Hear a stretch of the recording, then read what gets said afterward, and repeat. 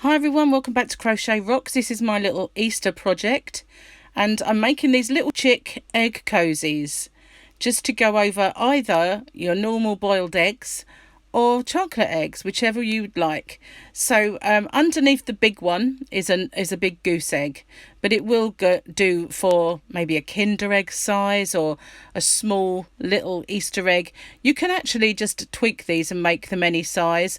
I'll show you how to do that in the tutorial, make the smaller one and the larger one. And all you need to do is, with a darning needle, just make a little face, unless you feel even more adventurous and fancy designing your own face. Now I was going to do a whole barnyard full of these and have a little pig, a cow and a bunny with ears and everything, but I settled on just doing the chicks. But anything is possible. Once you've got the basic shape, you can add whatever you want to it. So I'm going to just pause the video in a second while I clear all this away, because I certainly don't want broken eggs on the table. So in the meantime, while you're waiting, just if you haven't already, don't forget to hit the subscribe button and the notification bell, and you'll be informed when the new videos pop up. So I'm just going to pause it now and clear away my bits and pieces and get my tutorial ready to start. Okay, so it is a really simple little design, and as I say, even a beginner could tackle this, so that's no problem at all. And for this tutorial, I have used a 4.5mm crochet hook. You need a pair of scissors and some darning needles. Now you can use a scrap yarn for this, and I've got this lovely lemon. Now this was a very inexpensive yarn that I got from Pound Stretcher, and it's called Yarn Fair Tootsie. It works up really nice, it's lovely and soft, and it's a nice bright vibrant yellow. When I did my first one of these, I only had a very pale kind of peach colour for his little beak, but I managed to find in my stash some bright orange, and this is the larger one that would go over a Kinder size, so I just kind of darned it on, and I'm sure that most of you are better with darning needles than I am. So for that orange, I managed to find this, which I think I got in a Deramores mystery box sent to me, and it's just got my hair on it. It's just a Karen Simply Soft in this lovely orange, and you'll need the very smallest bit of black for the eyes. Okay, so I'm just going to pause it for 1 second while I position this camera and get going. Okay, let's get cracking, and there's no pun intended with the egg joke there. So we're going to start with the magic loop or magic ring. Now I do have a tutorial how to do this. It is dead simple. Don't be worried about it if you're a beginner. The way I do it is ridiculously easy. None of the wrapping around fingers. So you just take the yarn, a nice little tail on there, and you make a loop. You get your hook, put it through and just pull the yarn through. And then when you hold it, just do a chain. Now you've got your magic loop. It's done. It's simple as that. So if you need to, just rewind and watch that again. So this is, as I said, I've made two sizes, the small one and the larger one, and I'll show you how to just adjust it so that if you want to make it for a nice like medium-sized chocolate egg, then you can. So what I'm going to do is, now we're making this part, we're going to do, it's like the center of a hat, and I'm going to do 10 what we call in the UK half trebles, but they call them in the US a half double crochet. Nice and simple. You yarn over and go into the middle of the ring, so you're going over this what looks like a very loose knot, and you yarn over and pull up a loop, so you have 3 on your hook. So you're going to yarn over and pull through all 3, and it's as simple as that. So we're yarning over, going back into the same space, yarning over and pulling up a loop, 3 on the hook, yarn over, pull through all 3. So that is 2, and I want altogether 10. So we'll do them again with you, nice and slowly. If I am going ahead of you, then just by all means just pause it and catch up. And that's 4.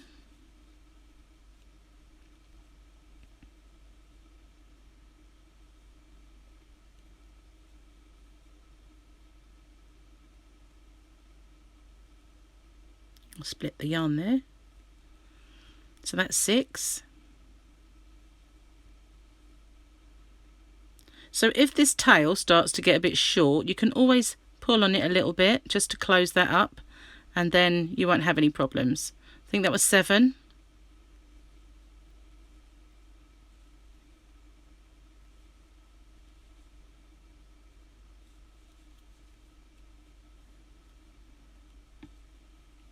So that's my 10. Now I'm going to pull on this just a little bit, just to close that up just a little, and then you can see your first stitch right here. I always cinch my chains, my turning chains down, so they can't be confused with a stitch. So just to make sure you can see where I'm going, into that first stitch through both of the loops on the top, you know, the V, through both, yarn over, pull it through, and then through the one on the hook, so you've got yourself a nice slip stitch. So I'm just going to pull on that and close it up. I don't quite know what that is, but you won't have that. It just seemed like there was a little bit of a fault in my yarn, perhaps. I don't know. I'll pop it through, out of the way. There we go. It's gone. Seems like I had a little bump on it. So now what we're going to do is we're going to chain 1. And as I say, always cinch it right down because I don't want it getting confused with a stitch. Now in that very same place that we have slip stitched into, we're going to do 2 half trebles. Remember, they're half doubles in the US, so I'm just going to go straight into there and do 2. There's my first. And there's my second. And then this is my next stitch. I'm going to do 2 in there. You can see the V's. So we're going to just do 2 in every stitch all the way around. So we're doubling. Where we had 10, we'll have 20. So that's nice and simple. And we're going to do that all the way around until we get back to the start. I'll show you again.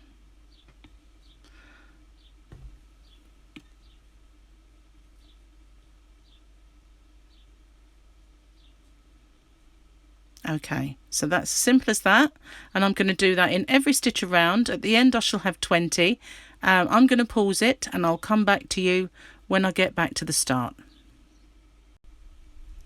Okay, so I'm all the way round and here we are, and you can see this first V here, and there's our second V. So I'm going to slip stitch into that stitch, and I'm going to be careful making sure that I've got both of those both sides of that V. So I've slip stitched in, and that is it. I've got my 2 rows where I've done an increase in every single stitch around. Now if you were making the big one, you would now do a chain and cinch it down, and you would do another increase row around, should I say. So with the next round, if you're increasing again, you do 1 in the first stitch, 2 in the second stitch, 1 in the next stitch, 2 in the next, 1, then 2, all the way around. So if you start with 1, you'll end with 2. So you are just increasing by another 10. We don't want to increase too many, but that's only if you want to do the larger size. You just do 1 more round and increase every other stitch, and just do 1, 2, 1, 2 all the way around. So now we're going to make the small one anyway. So what we're going to do now, we're going to change our stitch, and we're going to, so after you, if you did the bit larger one after you finish that round again, you change the stitch. So what we're doing is we're now pulling it into, well, don't take any notice of that, it's just the inside. I'm sure you could do a much cleaner job than I have there. So we're going to make it so it was like a little hat really. So what we're doing now, we're not going to do any further increases unless of course, you know, you're doing the extra row.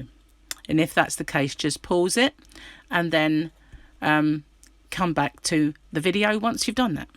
So now I've done my chain, I've cinched it down, and we're going to do a UK double crochet in every stitch around, or a US single, which is the same stitch. So we're going to insert into the same space that we've just slip stitched into, yarn over and pull up the loop, 2 on our hook, yarn over, pull through both of them.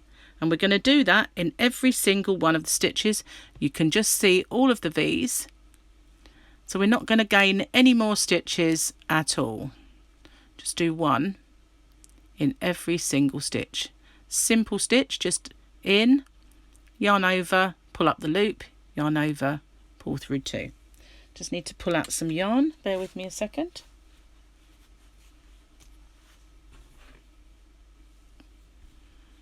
Okay, so let's just get on and do 1 in every single stitch.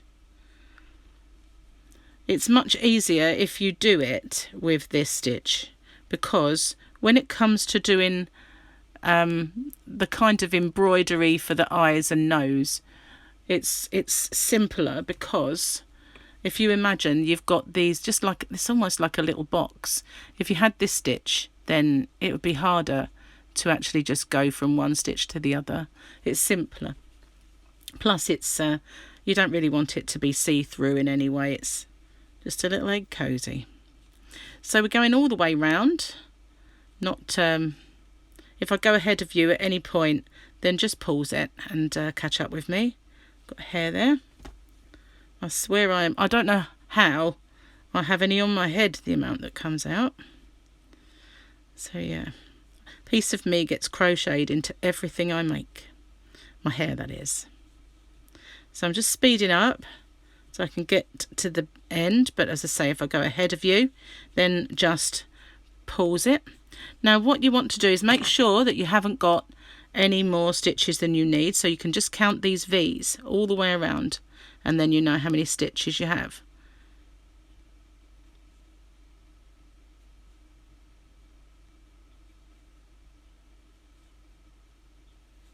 So that is it. I have 20 stitches. Now all we have to do, because sometimes it looks like you need to go into this, so it's always worth checking. Slip stitch into the first one. You can see those. Make sure you go in both loops and do your slip stitch. That's it. So we're just going to repeat that, and I think it was 11 rows. Let me just count them quickly. 1 2 3 4 5 6 7 8 9. Sorry, it was 9 rows. So we're going to do 9 rows of this stitch, and as you start to carry on, you'll see that it will kind of pull up. So let's get on and do that again, and you'll see what I mean. Let's just stay with it, because it can take long to get around. Very simple now to make this, and the big one as well as the small one, same amount of rounds. Just increase if you have a larger egg. You know, if you're not talking about a Kinder egg, you're talking about something bigger, then you can just do extra rounds.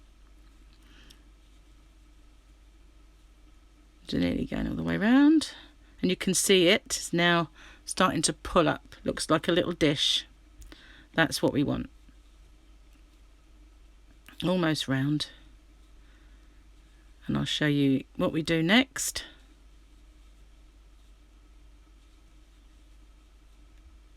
Okay, so now we're going to slip stitch into our first stitch again, and now we're just going to pop it, make that bigger if you have to, pop it in the right way, because that's the back and we don't want that. Now obviously sometimes as you're working, this will pull out. When I'm doing this, I always crochet over it, but I do it in a certain way that kind of moves it around a little bit so it doesn't come undone. But I didn't want to confuse anyone, so that might start to come undone. Just pull it tight again and it will close up, but it will do that until the end when you can actually sew it in and secure it. So now we're working like this is now turned in. It might pop out again, but you can easily just put it back. So we're going to do the chain. I always cinch it down, go back into that same stitch and carry on for my 9 rows. So it's as simple as that. I'm going to pause it and I will come back to you once I have my 9 rows, because we are now just repeating those last 2 rows another 7 times. So you don't really need to see me doing that. So I'm going to pause it now, and I'll come back to you when I get to the end of my rounds. Sorry about that, just turned my fan off. So I've done 8 rounds, and I think that looks good. I think it was 9, definitely 9 on that one. And I did 9 on one of these and I did 8 on the other. But I think once you look at it, you start to see what looks good in that particular, because sometimes they kind of look a little bit wider. And also, I don't know if you've noticed, but things like cream eggs and caramel eggs are just getting smaller and smaller and smaller. So you don't really want a massive one. If you wanted to make it even smaller to fit over those, you could. I can remember when they first came out, they were the size of eggs. Now they're the size of bantam eggs. They're tiny. So anyway, I'm going to show you how to do the border on this one now.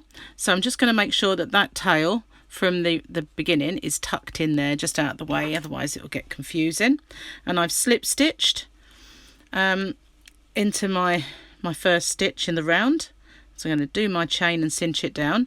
Now this border, I did start with, I did a few different ones, and when I did my very first one, I did 4 stitches, and I found it does sort of flay out a little bit. If you like it like that, then by all means, it was just 4 stitches, and then I kind of just went into this, miss one and go into the next one. And with this one, I did it slightly different. I think I did my 4 stitches and then I did a slip stitch, but they both have the same effect. With this one, it was a little bit too bulky, so this is slightly different, and this is the one I'm going to show you. So in the next stitch, not the one we've just slip stitched into, but this one, I'm going to do a US single or UK double, then I'm going to do a half double or half treble, and then I'm going to do another UK double or US single, just like that. So it goes raised, and then in the next stitch I'm just going to do a slip stitch. I'm just going to slip that one down, and in the next one I'm going to repeat it. So it's 1, we'll call them double because that's the UK term, 1 half treble, and then just the next one is a double. Obviously that's not what they're called in the US.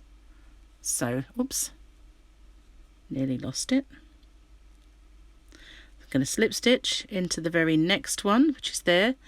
It gets a little congested sometimes, so it's good to just pull them apart and see. So in the next stitch, we'll do it American this time. We'll do a single, and we'll do a double treble, and then we'll do another single, so you didn't feel left out. There you go. So in the next one, a slip stitch, and we're going to do that all the way around, and it gives you this little fluted edge. But because I've changed it up, it does look more of a little frill. Nearly said thrill, but frill. If you see this one, it's just, you can do either. They're both the same, but I like the way this one just sat, but you could sit it down if you wanted to. But it's just a personal preference. So you now know how to do both of them. The other one I'll show you quickly on here was, so we're going into the next stitch, you just do 4 UK doubles or US singles. That's all, just 4 in the same stitch. It does get quite congested. Come back up, and then in the next stitch we do our slip stitch, and that just makes that next stitch 4, makes that frill. I nearly said thrill again. See what I mean? It's quite congested in that stitch there, and then you just do a slip stitch. So you can do either, whichever one you prefer. I'll take it out and then you can have a little look. That's what they look like doing the short, the taller and the short, and that's what they look like. So normally speaking, I do this sometimes as a little wavy edge on my projects, but I usually leave a gap. I don't do it in the next stitch, but I wanted to do that in this so that it would have, because it does go like a little stand. Okay, so I'm going to undo those two because you can't have them all different, and I'm going to carry on doing my little frill all the way around, and I'll come back to you when I get back round to the start. I'll do one more with you because I did change it and that might be confusing. So how I'm doing them this time is 1 UK double or US single, 1 UK double treble or a US, no, the other way around, US double treble or UK double treble double double. No, oh my goodness, I'm getting my terms in a muddle. So then whatever that is, we'll do it, and then we're just going to do the smaller stitch again. We'll call them bigger stitch and smaller stitch because it's getting confusing. Okay, so we're just going to carry on all the way around, half double, half treble, remembered it now. Silly me. Go all the way around and I'll meet up with you when we get back to the start again. Okay, so I've made it all the way around and I'm just going to slip stitch into there and I'm done. So I'm going to leave a nice long tail to lose it in, you know, when I do my sewing in. So now I'm just going to do a chain, cinch it low and pull it through, and that's ended that, and I will just sew that in. So now we've got our little guy, and you can just pull him into shape so that he's got more of a rounded top. And it's time to do the face, so let's just pop that in there. It's going to get confusing with all of those, I know, but we just need a very small amount of black yarn threaded into our darning needle, and it's now you're just making a face. And so it's really however creative and artistic you want to be about this face. I've never been very good with a darning needle. So what I did when I made these was the first one. Oh, there. No, where is it? Oh, there it is. So with the first one, I just looked at it and thought, okay, so I think his eye would be about there and the other one there, and then I could go in the middle. So that's all you're doing really, is so when I kind of did that, I kind of counted a couple of rows into this. So I would say that his eye would be there. So I go inside and I just pop that through.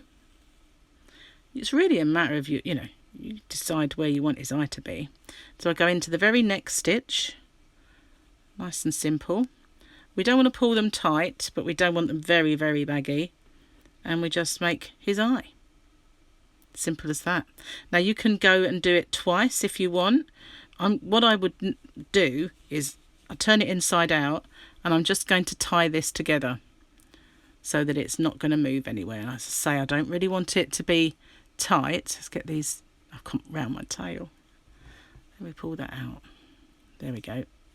Oh my goodness, how did that happen? It actually went through. Let's remove that out of the way. There we go, freedom. So just going to tie this into a very, not loose, but I don't want it coming out and looking like a loop at any point, but just right, so that it's not going to be budging. I'm going to do another one, secure that. Just doing another little knot. Make it tight. So if I turn it back in the other way,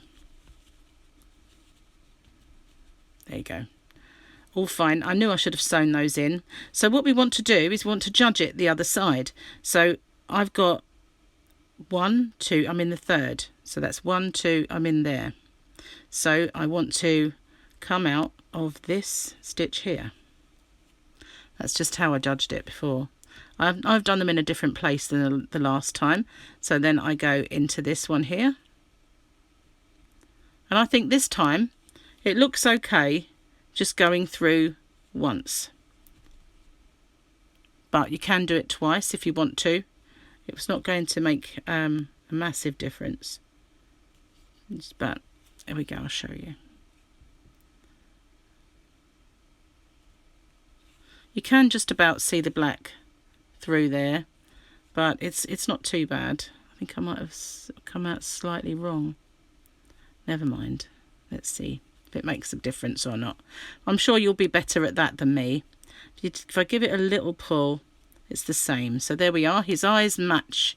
So we turn it in the wrong way again, and we just tie that off. I'm going to pull the needle out and just going to tie it back to this again. Those tails are a pain.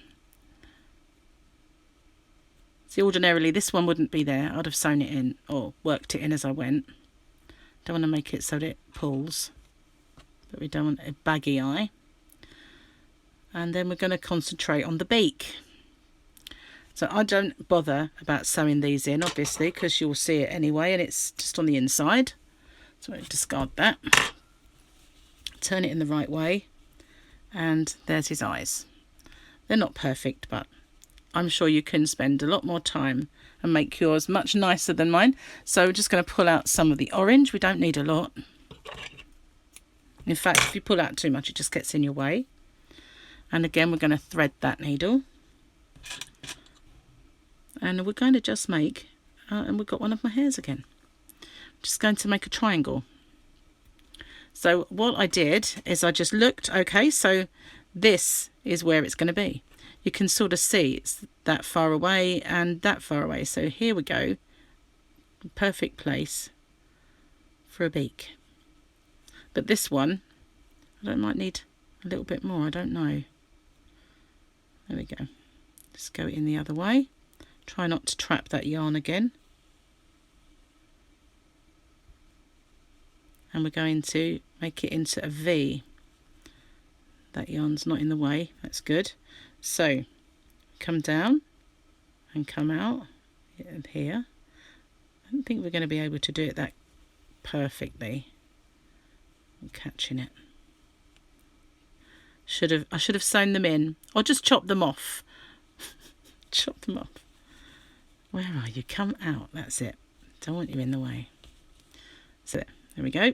Pull it down. What on earth is that? Is that my tail? How did that get in there? There we are. So we pull that, and then we just go into a V. And do it the same at the other side. Go in, put it a little bit tighter. Go up to this one again.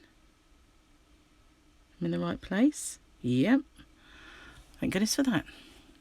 Sorry if I went a little off camera then, but I'm trying my best not to get this yarn stuck in other yarn. So then we're just making a triangle of his beak. And that's actually not too bad. I think what the problem I had before, rather than leave it like that, where it looks okay as a triangle, I tried to fill it in. Just make it too bulky. So I'm going to leave this one kind of as it is. It looks good as a beak. So he's done. Turn him in the other way. You can play with it. You can even make a triangular beak if you want to. And be as artistic as you fancy making a face. You can even sew on felt face if you want. This is just a basic idea. Anyway, so there we are. That's done. Again, I'm going to chop that off.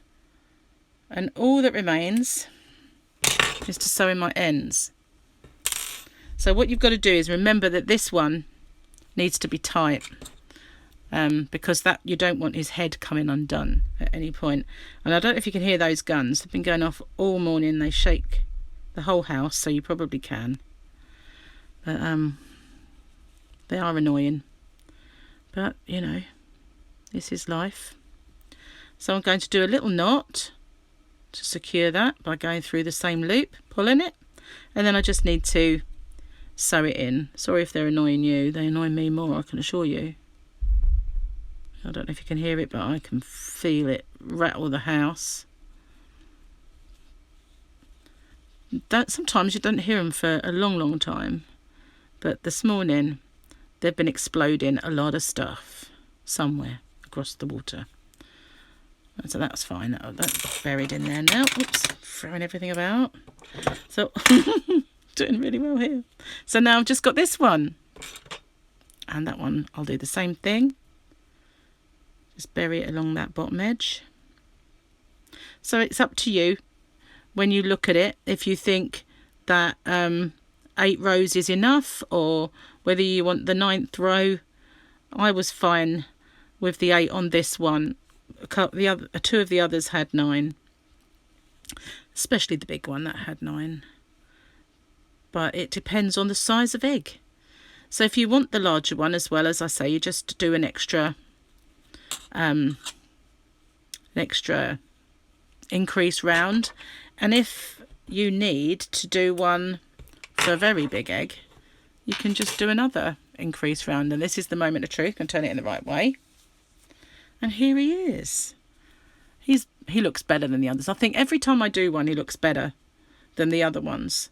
But I think it's because I didn't overdo his beak. This one, you see, I kind of did the triangle and then just tried to fill in that bit in the centre. And I made his beak a little bit big, like a big nose. So now you just pop him on your egg. And I know it's like, there we are, I'll lift it up. Whoops. There we go. He's all done. And it's just a case of, you know, pop him into shape that you want. So I hope you like that. I know it's just a basic little frivolous Easter project, but it's got quite a few little friends now. There they are. And the big one, where are we? Here he is. He looks huge compared to those, but he is for my goose egg. If you haven't seen my goose egg, here he is. Nice, humongous goose egg. And it's got a little cozy now. So thanks for watching. Stay safe, take care, and I'll see you on the next one. Bye for now, everyone.